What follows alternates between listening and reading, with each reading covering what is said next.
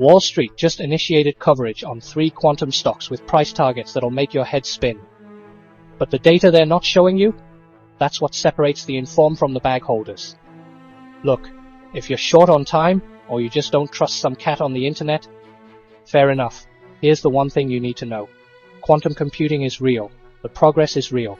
But 2026 is not the commercialization year. The center of gravity for industrial-scale utility sits somewhere between 2028 and 2033.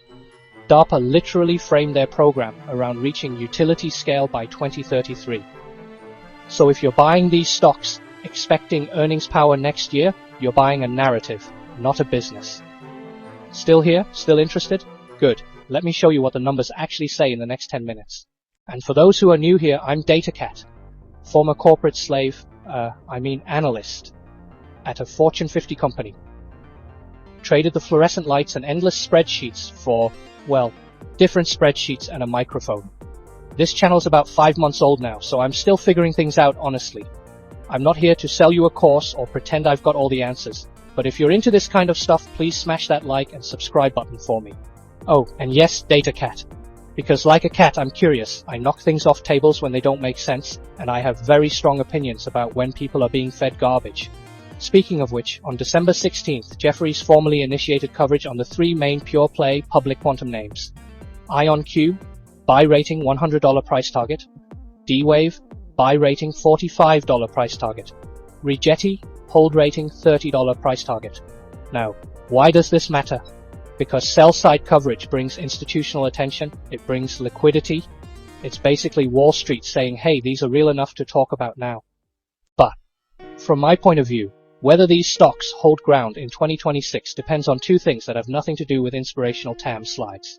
1. Credible technical progress that reduces error correction overhead. 2.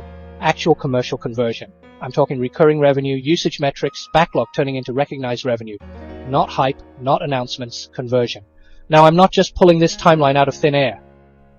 Let me give you 2 pieces of hard reality that anchor these expectations. First, DARPA's Quantum Benchmarking Initiative, often referred to as the QBI program. They explicitly framed the question as, can anyone reach utility scale by 2033? And utility scale means value exceeds cost. That's a 2030s bar, not a 2026 bar. The US government is literally running a verification program to see if this technology can be useful within 8 years.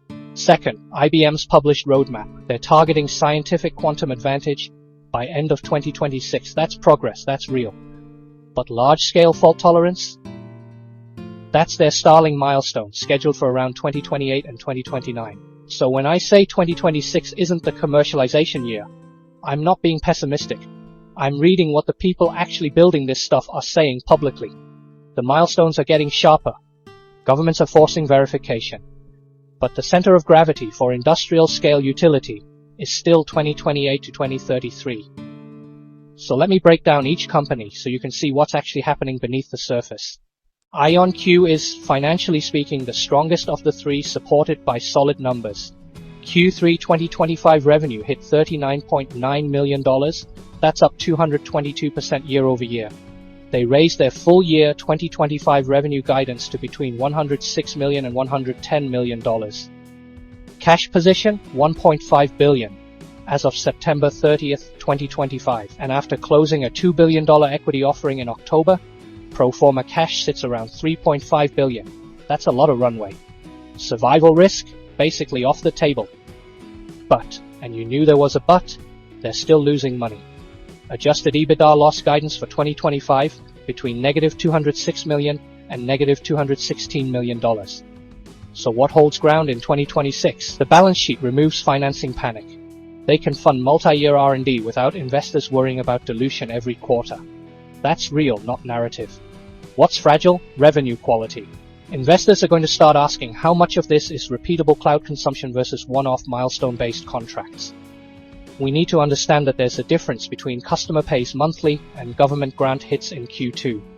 My 2026 expectation: more announcements around networking, sensing, government programs, continued volatility around technical claims.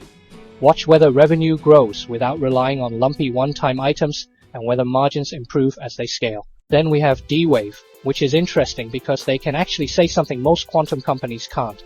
We have paying customers. Today, right now, over 100 revenue-generating customers across the last 4 quarters.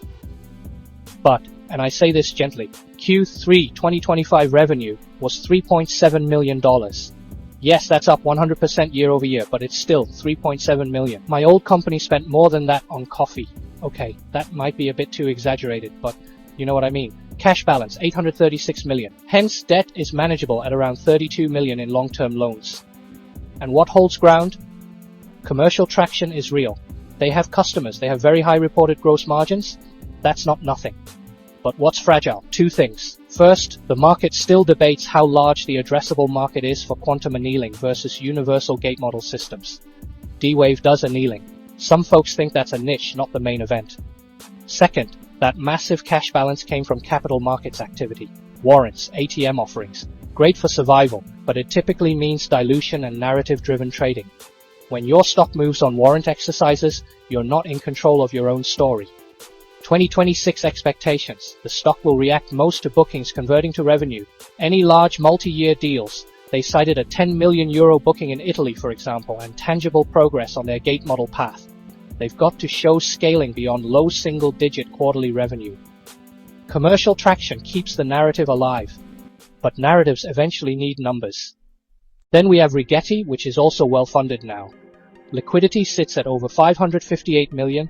Survival risk, lower than it used to be. But commercial traction, that's the gap. Hard truth from their own SEC filings. Over 92% of Q3 2025 revenue came from government entities. For the first 9 months of 2025, over 91%. That's not diversification, that's concentration risk wearing a lab coat. And there's more. DARPA's Quantum Benchmarking Initiative, the QBI program, is basically the government asking, can anyone reach utility scale by 2033? Rigetti was in Stage A. But when DARPA announced Stage B selections back in November, Rigetti wasn't on the list. Now they say discussions are ongoing. Maybe they get back in. But not making that initial cut is a credibility headwind when your peers such as IonQ and IBM did make it. 2026 is basically a deliver what you sold and prove commercial repeatability year for Rigetti.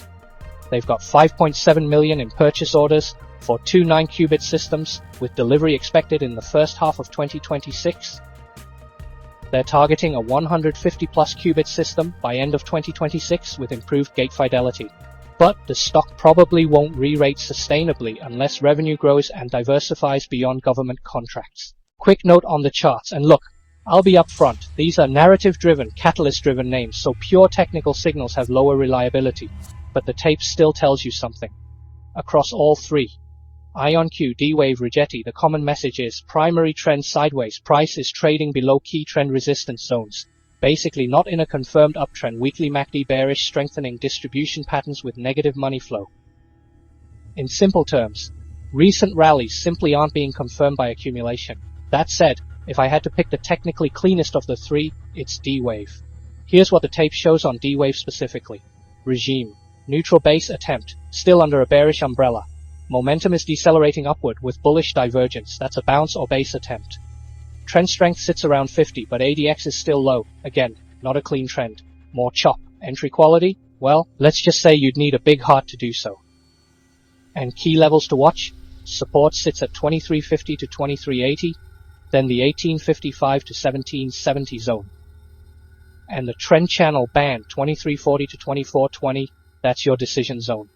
Current price around 2615, so we're above it. One good sign.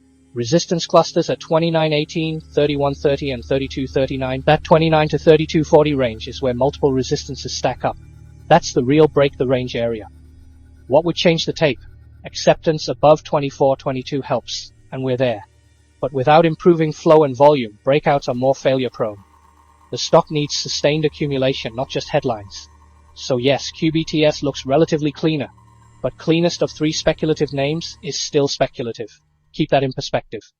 Alright, so if you're actually going to follow these names in 2026, and remember I'm not your financial advisor telling you should or shouldn't, just a random cat on the internet. Here's a practical checklist. These are the things that actually matter, quarter by quarter. Print this out, screenshot it, tattoo it on your arm, I don't care, just don't forget it. Number 1. Revenue quality. Not just growth, but quality. Watch customer concentration, especially government dependency. If 90% of revenue comes from one source, that's not a business. That's a grant with extra steps. You'd want to see something similar to Palantir commercial improvement. Number 2, usage signals. Bookings and backlog are nice, but conversion speed matters more. Are those bookings turning into recognized revenue? Especially for D-Wave, they've got customers, now show me the recurring dollars. Number 3, cash burn versus runway. These companies are all loss-making. That's fine for now, but track how fast they're burning through that war chest. Runway buys time. It doesn't buy profits. Number 4, technical de-risking. This is the nerdy one, but it matters.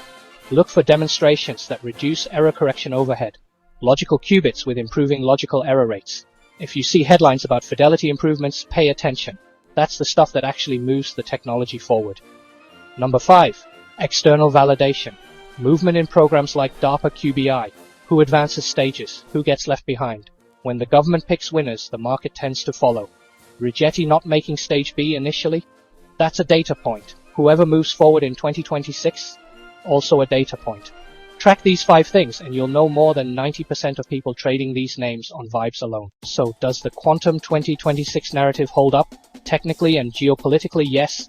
Commercially, we're still early. These are R&D companies with stock prices, not cash-flowing businesses. If this breakdown helped you see through the hype, hit that like button. It genuinely helps a small channel like this one get found. And if you want more of this, actual data, actual filings, no fluff, subscribe. I read the boring stuff so you don't have to.